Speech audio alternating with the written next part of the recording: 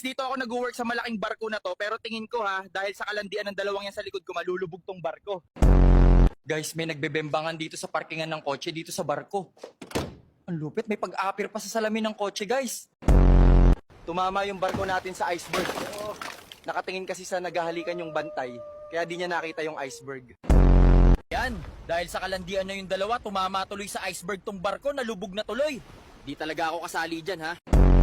Sa mga nagtatanong ano cobra namin dito pag pagod na kami, eto guys, dito kapag pagod ka na, papakagat ka na lang sa cobra para umikli na yung lifetime contract mo, di ka mapagod. Guys, mag-uukit kami ng tarob dito sa pader ng pyramid para malito ang mga archaeologists sa future kung ano to. Di nila alam, tarob lang pala.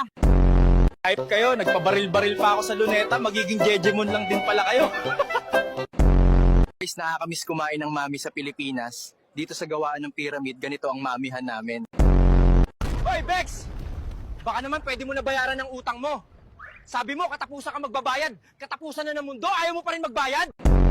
Guys, mag-uukit kami ng edits dito sa pader ng pyramid. Di alam ni Foreman, lalagyan namin ng edits ng Pinoy to.